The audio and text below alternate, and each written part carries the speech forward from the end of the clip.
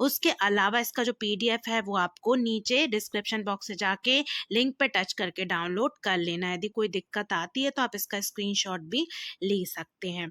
तो यहाँ पे हम देखेंगे कि आपको क्या करना है। ये बहुत ज़्यादा महत्वपूर्ण प्रश्नों का यहाँ पे जो कलेक्शन है वो सेट में किया गया है। हेलो स्टूडेंट्स, एएस की क्लासेस के यूट्यूब चैनल में आप सभी का स्वागत है। स्टूडेंट्स, यहाँ आपके सामने है कक्षा 11वीं का अभ्यास प्रश्न पत्र का सेट क्रमांक 2, जो कि आपके अर्थशास्त्र विषय का है। फिजिक्स वालों के वीडियो को देखकर इकोनॉमिक्स वाले स्टूडेंट्स काफ़ी परेशान थे कि उनका भी जो मॉडल सेट पेपर है उसको भेजा जाए, उस पर वीडियो बनाई जाए। तो आप सभी की डिमांड अब पूरी हो गई है और साथ में आपके सामने है इकोनॉमिक्स का एक सेट हम पहले कवर कर चुके हैं। ये है सेट नंबर 2। तो आपने यदि अभी तक चैनल को सब्सक्राइब नहीं किया है तो चैनल को सब्सक्राइब कर लीजिए। साथ ही साथ प्लीज़ स्टूडेंट्स, आप वीडियो को ज़्यादा से ज़्यादा लाइक करिए। इसी तरीके से एग्ज़ाम की तैयारी के लिए इस वीडियो को एंड तक देखिए और साथ ही साथ एएस के क्लासेस को फॉलो ज़रूर करिए। तो यहाँ पे हम देखेंगे कि सबसे पहला है सही विकल्प आपको चुनकर लिखना है।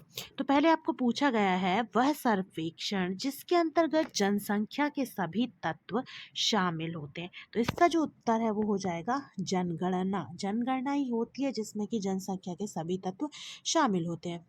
अब देखिए, इस सेट का आप सभी को बहुत बेसब्री से इंतज़ार था क्योंकि इसके जो 2 पार्ट हैं वो पहले ही कंप्लीट हो गए थे और बाकी कुछ प्रॉब्लम्स की वजह से ये सेट का जो 3rd पार्ट है वो थोड़ा सा लेट हो गया, बट फाइनली ये आपको मॉर्निंग में मिल जाएगा। अब ये सेकंड वाला जो क्वेश्चन है वो है केंद्रीय प्रवृत्ति की माप सबसे अधिक प्रयोग होता है। इसका जो आंसर है वो हो जाएगा बहुलक। फिर है परिक्षेपण की सर्वश्रेष्ठ माप है। तो देखिए, यहाँ पे थोड़ा सा मिसप्रिंट हुआ है। इसमें जो आंसर है वो आपका माध्य की जगह यहाँ होना चाहिए मानक, और सही जो आंसर है वो आपका हो जाएगा मानक विचलन। ठीक है, मानक विचलन इज द करेक्ट आंसर। उसके बाद 4th नंबर का है निर्देशांक सूचकांक का उपयोग होता है। तो इसका जो आंसर है वो हो जाएगा इनमें से सभी, मतलब कि उत्पादन संबंधी जानकारी, विदेशी व्यापार संबंधी जानकारी और तीसरा है जीवन स्तर संबंधी जानकारी। उसके बाद है 5वां प्रश्न अंतरकोटि विधि किसकी देन है। तो इसका जो आंसर है वो हो जाएगा स्पीयरमैन की। उसके बाद फिर हम देखेंगे समांतर माध्य पदों के विचलन का योग सदैव क्या होता है। तो इसका जो आंसर है वो है 0। अब उसके बाद हम आगे बढ़ते हैं और देखते हैं प्रश्न क्रमांक 2। प्रश्न क्रमांक 2 में है कि आपको रिक्त स्थानों की पूर्ति करना है। कल्पित माध्य को खाली स्थान के द्वारा व्यक्त किया जाता है। तो इसका आंसर हो जाएगा स्मॉल a। फिर दूसरा है विचरण गुणांक सूत्र क्या है। तो इसका जो सूत्र है वो है, देखिए सेकंड वाले का यहाँ देख लीजिए, सूत्र क्या है CV बराबर मानक विचलन, क्या होगा मानक विचलन, ठीक है, मानक विचलन लिखेंगे। उसके बटे क्या होगा माध्य, और इसका गुणा हो जाएगा 100 से। ठीक है, क्या होगा मानक विचलन बटे माध्य गुणा 100।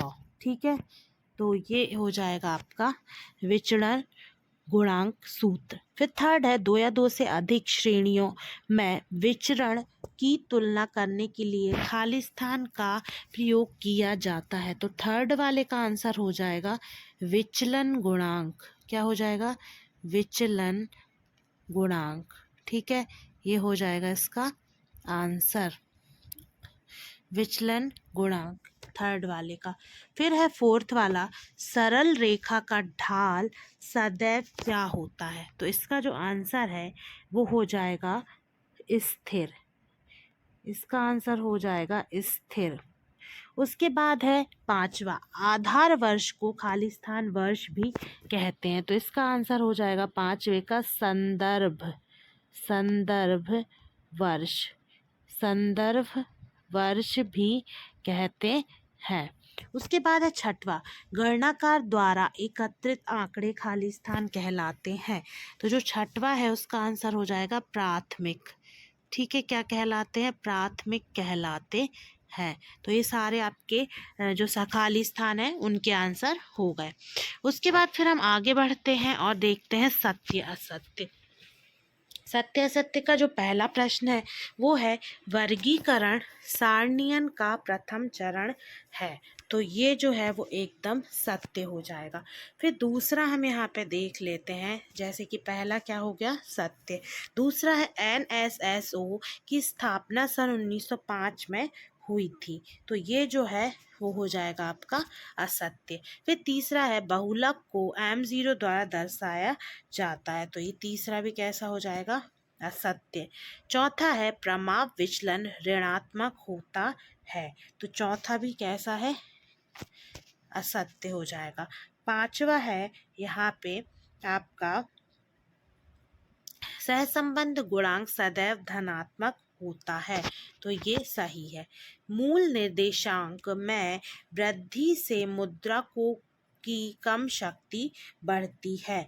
तो ये कैसा है? गलत हो जाएगा। सातवां है माध्य विचलन केवल समांतर माध्य से निकाला जाता है। तो ये भी आपका सत्य हो जाएगा। अब आगे बढ़ते हैं, देखते हैं एक वाक्य में आपको उत्तर देना है। पहला है परिक्षेपण से आप क्या समझते? परिक्षेपण यह दर्शाता है कि वितरण का मान उसके औसत मान से कितना भिन्न है। फिर है सेकंड, माध्य विचलन से आप क्या समझते हैं? तो इसका उत्तर होगा माध्य विचलन एक सांख्यिकी माप है जो किसी दिए गए डेटा संग्रह के औसतन मूल्य से औसत विचलन की गणना करता है। तीसरा है दो प्रकार के मूल्य सूचकांक के नाम लिखिए। तो यहाँ पहला है पाशे सूचकांक और दूसरा है लास पेयर्स सूचकांक। फिर है यहाँ पे पांचवा, मध्यिका का एक लाभ बताइए। यह अनुमान लगाने के लिए इसका उपयोग किया जाता है कि कौन से मान मध्य बिंदु से ऊपर हैं और कौन से मान मध्य बिंदु के नीचे हैं। फिर एक क्वेश्चन यहाँ पे रह गया है फोर्थ वाला, सहसंबंध नापने की विधियां बताइए। तो पहली विधि है वास्तविक माध्य के प्रयोग से, दूसरी है कल्पित माध्य के प्रयोग से, तीसरी है अनुलोम विधि। फिर है प्रश्न क्रमांक 6, CSO का पूर्ण रूप क्या है? तो इसका उत्तर हो जाएगा केंद्रीय सांख्यिकी कार्यालय। सरकारी राजस्व की गणना ये करता है। फिर है यहाँ पे लास्ट क्वेश्चन, एक वृत्तीय चित्र में कुल कितने अंश होते हैं? तो इसका जो आंसर है वो हो जाएगा 360 अंश।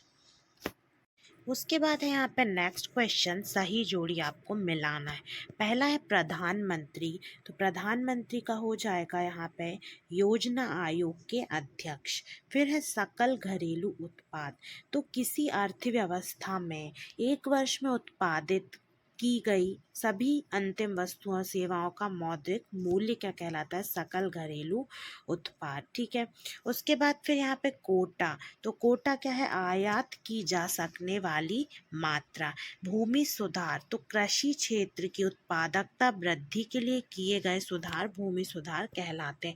उच्च उत्पादकता वाले बीज, तो इसका ए हो जाएगा अधिक अनुपात में उत्पादन देने वाले बीज। फिर है सहायकी। तो यहाँ पे होगा उत्पादक कार्यों के लिए सरकार द्वारा दी गई मौद्रिक सहायता। सबसे पहले क्वेश्चन आंसर को देख लेते हैं। तो यहाँ 6 नंबर का जो क्वेश्चन है, प्रत्यक्ष व्यक्तिगत अनुसंधान के 2 दोष लिखिए। यहाँ पे 2 दोष लिखना है आपको। तो ये देखिए यहाँ पे दोष दिए गए हैं कि पहला है व्यक्तिगत पक्षपात की संभावना, इसको आप अंदर तक पढ़ लीजिए। दूसरा है व्यापक क्षेत्र के लिए अनुपयोग। ये इसकी 2 दोष और कमियां हैं। यहाँ कुछ अतिरिक्त भी दिए हुए हैं, साधनों का अपव्यय, मतलब कि उल्टा सीधा यहाँ पे खर्च होता है। उसके बाद यहाँ पे समग्र की विशेषताओं का प्रकट ना होना, यहाँ पे सारी विशेषताएं जो है वो प्रकट नहीं होती हैं। उसके बाद इसका अथवा जो है वो है बहुलक के मुख्य उपयोग बताइए। तो ये रहा इसका आंसर। तो यहाँ पे भूस्थिक के उपयोग में निम्न बिंदुओं द्वारा संक्षेप में यहाँ पे जाना जा सकता है। तो यहाँ पे भूस्थिक जो है वो बहुलक को ही कहा जाता है। तो जो बहुलक है वो समझने में सरल होता है। इसके अतिरिक्त जो व्यापार और उद्योग हैं उनके लिए पूर्वानुमान लगाने में बहुलक का उपयोग किया जाता है। बहुत से जो व्यवसायी हैं वो बहुलक के आधार पर ही माल का निर्माण करते हैं, जैसे टोपी, जूता, कॉलर आदि। जलवायु विभाग भी बहुलक के आधार पर जो तापमान है, वर्षा, वायु गति आदि को जो यहाँ पे भूस्थिक या फिर बहुलक क्षेत्र है वो निर्धारित कर लेता है, जिसके आधार पर ही सारे देश की जलवायु की तुलना का कार्य सरलतापूर्वक किया जा सकता है।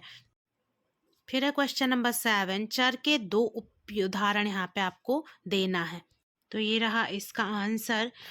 तो यहाँ पे ये उदाहरण है, विद्यार्थी के प्राप्त अंक, मजदूर की मजदूरी, व्यक्ति का वजन और भी अन्य कई उदाहरण यहाँ दिए गए हैं। तो इसको आप स्क्रीनशॉट लेके अच्छे से पढ़ लीजिए। फिर उसके बाद है यहाँ समांतर माध्य की विशेषता बताइए। तो ये देखिए इसकी मुख्य विशेषताएं, सरल गणना, सभी मूल्यों पर आधारित, निश्चितता, स्थिरता, बीजगणितीय विवेचन।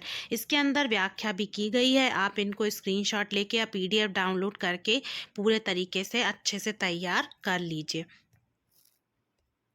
फिर क्वेश्चन नंबर 8 है, माध्यिका के गुण बताइए।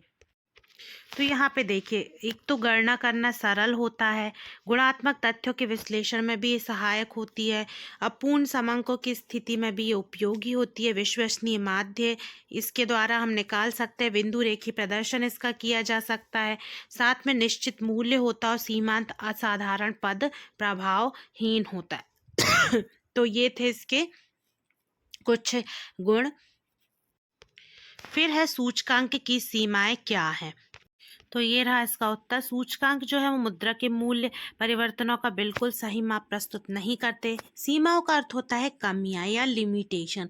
सूचकांकों की सहायता से दो देशों के संबंध किसी प्रकार की तुलना करना काफी कठिन है।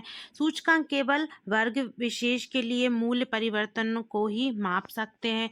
भार निर्धारण अवैज्ञानिक इसका होता है। फिर यहाँ पे प्रश्न क्रमांक 9, गुणात्मक तथा मात्रात्मक वर्गीकरण में भेद कीजिए। तो ये रहा इसका उत्तर कि यहाँ पे आपको गुणात्मक और मात्रात्मक वर्गीकरण में भेद दिया गया है। तो जो गुणात्मक वर्गीकरण है यह किसी भी गुण या विशेषता के आधार पर किया जाता है, ठीक है, इसकी माप संभव नहीं होती। उसके अलावा संख्यात्मक या फिर मात्रात्मक एक ही बात है, क्योंकि क्वांटिटेटिव लिखा है मतलब मात्रात्मक। तो कुछ ऐसे तत्व भी होते हैं जिन्हें संख्याओं में मापा जा सकता है, जैसे ऊंचाई, वजन, आयु, प्राप्तांक, ये सब मात्रात्मक वर्गीकरण के आधार पर आते हैं। इसमें चर जैसे कि आयु, वजन, ऊंचाई, प्राप्तांक और आवृत्ति या बारंबारता अथवा संख्या, ये 2 तत्व होते हैं। फिर है प्रायोगिक सर्वेक्षण से आप क्या समझते हैं। तो ये देखिए यहाँ पे इसका उत्तर रहा, एक तो स्थानीय संवाददाताओं के द्वारा इसे किया जाता है, ठीक है। इस रीति के अंतर्गत जो अनुसंधान करता है वो अलग अलग स्थानों पे जो स्थान उस स्थान में रहने वाले व्यक्ति हैं उनको नियुक्त कर देता है और समय समय पर अपने अनुभवों के आधार पर जो ये हैं अपेक्षित सूचनाएं भेजते हैं, ये व्यक्ति संवाददाता कहलाते हैं। फिर उसके बाद इस प्रक्रिया के द्वारा प्रायोगिक सर्वेक्षण जो है वो संपन्न होता है। सूचकों द्वारा प्रश्नावली भरना, इसके अंतर्गत जो अनुसंधान करता है वो जांच से संबंधित प्रश्नावली तैयार करता है, डाक के माध्यम से ऐसे व्यक्तियों के पास भेज दिया जाता है जिससे जांच का संबंध होता है। तो यहाँ पे ये क्वेश्चन 9 आपका कंप्लीट हुआ। फिर है क्वेश्चन नंबर 10, बहुलक और मध्यिका के बीच 2 मुख्य अंतर क्या है। तो ये रहा यहाँ पे अंतर। पहला जो है वो है, जो बहुलक है वो चरम मूल्यों का न्यूनतम प्रभाव बहुलक के निर्धारण में यहाँ पे पड़ता है। उसके अलावा विश्लेषण में सहायक मध्य का उपयोग गुणात्मक पक्षियों के विश्लेषण में भी हो सकता है।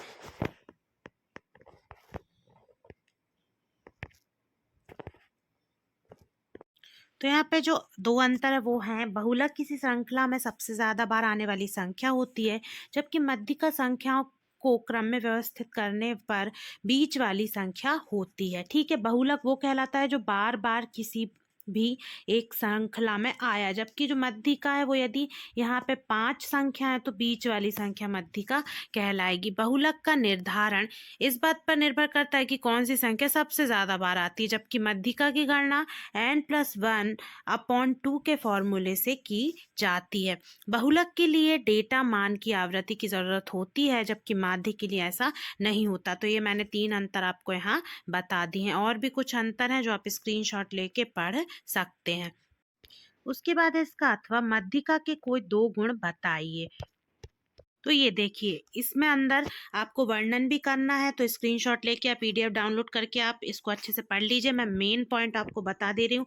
मध्यिका के गुण में इसमें जो गणना करना है वो सरल है, गुणात्मक तथ्यों के विश्लेषण में ये सहायक है, अपूर्ण समन्तों की स्थिति में ये उपयोगी है, जो अपूर्ण समांक होते हैं उनकी स्थिति को बताने में उपयोगी है, विश्वसनीय माध्य है इसका, और बिंदु रेखी प्रदर्शन, निश्चित मूल्य, सीमांत असाधारण पद प्रभावहीन है। फिर है क्वेश्चन नंबर 11, चतुर्थक विचलन को परिभाषित कीजिए। तो ये देखिए, यहाँ इसका आंसर दिया गया है कि चतुर्थक विचलन समंक माला के चतुर्थक मूल्यों पर आधारित है। यह श्रेणी के तृतीयक चतुर्थक यानी कि Q3 और प्रथम चतुर्थक Q1 के अंतर मूल्य का आधा होता है। ठीक है, तो यहाँ पे दिया गया Q3 - Q1/2। ठीक है, फिर इसके जो प्रकार है वो है गणना करने व समझने में सरल, सीमांत मूल्यों का अपेक्षाकृत कम प्रभाव, मध्य भाग के अध्ययन में विशेष उपयोगी। फिर हम यहाँ देखते हैं उत्पादन किसे कहते हैं। तो देखिए, यहाँ उत्पादन से तात्पर्य व्यक्ति की आवश्यकता की पूर्ति हेतु किसी वस्तु की उपयोगिता में वृद्धि करने के कार्य से है। मतलब किसी भी वस्तु की जो पूर्ति है उसके लिए जब किसी वस्तु की उपयोगिता में वृद्धि की जाए तो उस कार्य को क्या कहा जाता है, उत्पादन कहा जाता है।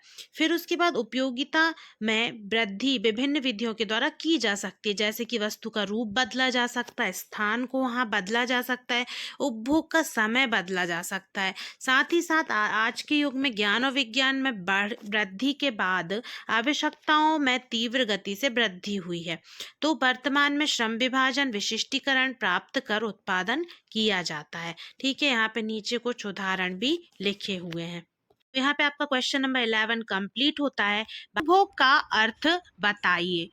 तो इसका यहाँ पे अर्थ है कि जो मानव की आवश्यकताएं हैं उनकी संतुष्टि के लिए, तृप्ति के लिए जो आर्थिक प्रयासों का अध्ययन है, अर्थशास्त्र के प्रथम विभाग उपभोग में किया जाता है। धन को उपभोग करने की इच्छा जो है वो आर्थिक क्रियाओं को जन्म देती है और आवश्यकता की संतुष्टि के इन क्रियाओं का अंतिम लक्ष्य होता है। इसलिए उपभोग को अर्थशास्त्र का आदि व अंत भी कहा जा सकता है। मतलब शुरुआत भी इसी से होती है और अंत भी इसी से होता है। इसमें जो मनुष्य की आवश्यकताएं हैं उनकी प्रकृति, उपयोगिता और उससे संबंधित जो नियम है उनको सम्मिलित किया जाता है। फिर हम देखेंगे इसका अथवा अर्थव्यवस्था के क्षेत्र कौन कौन से हैं। तो ये बहुत इंपॉर्टेंट क्वेश्चन है। इसके 3 क्षेत्र हैं। एक तो प्राथमिक क्षेत्र जिसके अंतर्गत कृषि, वन, मछली पालन आता है, और उसका दूसरा एक भाग है वो है खनन तथा खनन। उसके बाद द्वितीयक क्षेत्र में आप देखेंगे तो जो उत्पादन इकाइयां हैं, जैसे कि यहाँ पे पहले तो उत्पादन इकाइयां पंजीकृत हो या फिर अपंजीकृत, दूसरा है बिजली, गैस, जल आपूर्ति, इससे संबंधित ये क्षेत्र हैं वो द्वितीयक क्षेत्र के अंतर्गत आते हैं, और तीसरा है निर्माण। के बाद फिर जब तीसरे क्षेत्र की हम बात करें तो वो है तृतीयक क्षेत्र, जिसमें कि व्यापार, होटल, रेस्टोरेंट, परिवहन, भंडार, संचार, उसके अलावा वित्त, बीमा, भूमि प्रबंधन, व्यापारिक सेवाएं, और चौथे नंबर का इसके अंदर पॉइंट है सामाजिक और व्यक्तिगत सेवाएं। मतलब कि ये 3 क्षेत्र हैं और इन 3 क्षेत्रों को भी अलग अलग उप क्षेत्रों में विभाजित किया गया है। तो इनको आप अच्छे से पढ़ लें और अच्छे से याद कर लें, क्योंकि इससे संबंधित ऑब्जेक्टिव टाइप भी आपसे बहुत सारे पूछे जा सकते हैं। फिर उसके बाद है क्वेश्चन नंबर 13, प्रमाप विचलन का सूत्र लिखिए। तो देखिए, यहाँ पे इसको परिभाषित किया गया है कि इसकी जो मापने की जो सर्वश्रेष्ठ ये जो विधि है इसे द्वितीय घात का अपकिरण भी कहते हैं। यह माध्य विचलन के जो दोष हैं उनको दूर करके अपकिरण को मापने का एक वैज्ञानिक और व्यवहारिक ढंग प्रस्तुत करता है। फिर है इसका अथवा सहसंबंध गुणांक को परिभाषित कीजिए। तो यहाँ पे आप देखेंगे कि दो सहसंबंध गुणांक जो है, दो चरों के बीच संबंध की मजबूती और दिशा को मापने वाला एक संख्यात्मक मान होता है। इसकी सीमा -1 से +1 के बीच होती है और इसके बारे में आप कुछ और बातें भी यहाँ पे जान सकते हैं, जिसको आप स्क्रीनशॉट लेके आराम से पढ़ के समझ सकते हैं। फिर है क्वेश्चन नंबर 14, रैखिक सह संबंध किसे कहते हैं? तो यहाँ पे जब दो चरों के बीच सीधी रेखा में संबंध होता है तो इसे एक रैखिक संबंध कहा जाता है। रैखिक संबंध को ग्राफिकल रूप में, गणितीय रूप में समीकरण के रूप में दर्शाया जा सकता है, जैसे कि y बराबर mx प्लस b। तो इसमें कोई भी द्विघातीय यहाँ पे समीकरण नहीं दिख रहा है, ये एक घातीय है, अर्थात यह एक रैखिक संबंध है। इस समीकरण में x और y चर हैं। फिर है इसका अथवा परास की परिभाषा लिखिए। तो यहाँ पे हम देखेंगे कि किसी श्रृंखला के सबसे बड़े मूल्य और छोटे मूल्य के बीच में जो अंतर होता है उसे इसका परास कहा जाता है। ये हमेशा कंफ्यूजन होता है कि छोटे छोटे जो शब्द हैं उनका अर्थ क्या है, तो इन सब को आप बहुत बारीकी से पढ़िए, क्योंकि यदि आप अभी से इनको नहीं जानेंगे तो आगे जाके 12th में आपको और भी ज़्यादा प्रॉब्लम फेस करना पड़ेगी। फिर है यहाँ पे क्वेश्चन नंबर 15, दो आर्थिक क्रियाकलापों को बताइए। तो यहाँ पे बताया गया है कि सरल शब्दों में जो क्रियाएं जिनका उद्देश्य आवश्यकताओं की संतुष्टि के लिए धन कमाना है और उसका उपभोग करना है, जिन्हें मुद्दा मापा जा सकता आर्थिक क्रियाएं यहाँ पे कहलाती हैं। तो यहाँ पे देखिए, यहाँ पे उदाहरण दिया गया है, ये इसको आप पढ़ लीजिए कि एक व्यापारी व्यापार करने धन कमाना चाहता है लेकिन कारोबार में लाभ होगा यह कठिन होता है। आर्थिक क्रियाएं वास्तविक व्यक्तियों के द्वारा की जाती हैं। वास्तविक व्यक्ति धन का उपार्जन कर उसे उपभोग पर व्यय करते हैं। फिर उसके बाद है क्वेश्चन नंबर 15 का अथवा सविचार निर्देशन से आप क्या समझते हैं? तो यहाँ पे हम इसका उत्तर देखेंगे कि जो संगठनात्मक लक्ष्य है उनको प्राप्त करने के लिए किसी संगठन में लोगों को निर्देश देना, मार्गदर्शन करने, परामर्श देने, प्रेरित करने और नेतृत्व करने की प्रक्रिया जो है वो निर्देशन के रूप में जानी जाती है। निर्देशन न केवल वरिष्ठ द्वारा अधीनस्थों को आदेश या निर्देश देना शामिल है, बल्कि उनका मार्गदर्शन और प्रेरणा भी इसमें शामिल है। इसमें संचार के अलावा प्रेरणा, नेतृत्व, पर्यवेक्षण जैसे कई तत्व शामिल होते हैं। यह एक प्रबंधकीय कार्य है जो किसी संगठन के पूरे जीवन काल में किया जाता है। उसके बाद फिर आते हैं हम यहाँ पे क्वेश्चन नंबर 16 पे, प्राथमिक तथा द्वितीयक आंकड़ों के मध्य भेद करें। मतलब कि यहाँ पे आपको अंतर लिखना है। तो ये रहा यहाँ पे अंतर कुछ बिंदुओं के आधार पे किया गया है। जैसे हम यहाँ देखेंगे, पहला एकत्रीकरण की मौलिकता, तो प्राथमिक समक और द्वितीयक समक में यहाँ अंतर है, ठीक है। तो यहाँ पे फिर है उपयोग, ठीक है, तो इसमें भी इनके आधार पे अंतर है, आप स्क्रीनशॉट इसका ले लीजिए। उसके बाद फिर तीसरा है समय व धन, ठीक है, फिर है उद्देश्य चौथा। तो इस तरीके से 4 पॉइंटों के आधार पे यहाँ पे अंतर किए गए हैं। फिर है इसका अथवा परिक्षेपण का कौन सा माप सर्वोत्तम होता है। तो ये रहा यहाँ पे इसका उत्तर कि जो माध्य विचलन है वो परिक्षेपण की माप का सर्वोत्तम माप है। माध्य विचलन जो है वो अपकिरण की वह माप है जो वितरण के सभी पद मूल्यों पर आधारित होती है, और उसके साथ साथ इस माप को किसी सांख्यिकी माप के प्रत्येक पद मूल्य अवलोकन के निरपेक्ष विचलन ज्ञात कर उन विचलनों का माध्य निकालकर प्राप्त किया जा सकता है। तो यहाँ पे विधि के साथ साथ ये भी बताया गया है कि माध्य विचलन किस तरीके से सर्वोत्तम माप है। फिर है यहाँ पे प्रश्न क्रमांक 17, लॉरेंज वक्र का उपयोग कब किया जाता है। तो इसका आंसर हमें देखेंगे कि इसका उपयोग जो है वो है संचयी रूप में व्यक्त जो सूचना है उनकी जो परिवर्तनशीलता की जो मात्रा है उसको प्रदर्शित करने के लिए किया जाता है। मतलब संचयी रूप में जो सूचनाओं को व्यक्त किया गया है उसमें क्या परिवर्तन हो रहा है उसकी मात्रा को प्रदर्शित करने के लिए इसका वक्र बनाया जाता है, या दो से अधिक वितरणों की परिवर्तनशीलता की तुलना में विशेष रूप से उपयोगी। मतलब जब दो की तुलना वक्र के द्वारा की जाती है तो इसमें इसका उपयोग सर्वाधिक किया जाता है। फिर है प्रश्न क्रमांक 17 का अथवा एक आदर्श सारणी का प्रारूप बताइए। ठीक है, तो सबसे पहले इसके 3 आवश्यक जो तत्व है वो समझ लीजिए। पहला स्पष्टता, दूसरा स्थिरता और तीसरा है व्यापकता। तो इनका आपको वर्णन भी कर देना है। उसके कुछ और भी गुण हैं, जैसे कि सबसे पहले सारणी की संख्या दी जानी चाहिए। इसमें संक्षिप्त, स्पष्ट, पूर्ण शीर्षक होना चाहिए। प्रत्येक खाने में उपशीर्षक भी दिए जाने चाहिए। इसका ना तो आकार बहुत छोटा हो और ना ही बहुत ज़्यादा बड़ा होना चाहिए। तो इस तरीके से आप इनको पॉइंट और हेडिंग बना के इनका वर्णन करके अच्छे से आंसर लिख सकते हैं।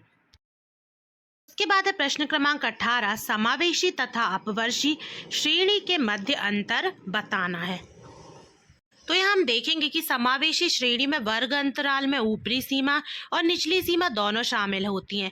वहीं अपवर्जी की बात करें तो एक वर्ग की ऊपरी सीमा और अगले वर्ग की निचली सीमा एक समान होती है। समावेशी में वर्ग अंतराल की ऊपरी सीमा अंतराल की निचली सीमा के रूप में खुद दोहराती नहीं है। वहीं अपवर्जी में एक वर्ग की ऊपरी सीमा के बराबर चर मूल्यों का मान उससे अगले वर्ग में शामिल किया जाता है। मतलब इसमें पुनरावृत्ति होती। उसके बाद इस श्रेणी में किसी वर्ग की उच्च सीमा को सम्मिलित किया जाता है। वहीं अपवर्जी श्रेणी की बात करें तो एक वर्ग की ऊपरी सीमा के बराबर चर मूल्यों का मान उसके अगले वर्ग में शामिल किया जाता है। फिर उसके बाद इस सेट का जो लास्ट क्वेश्चन है, क्वेश्चन नंबर 18 का अथवा वो है विचरण गुणांक की क्या उपयोगिता है।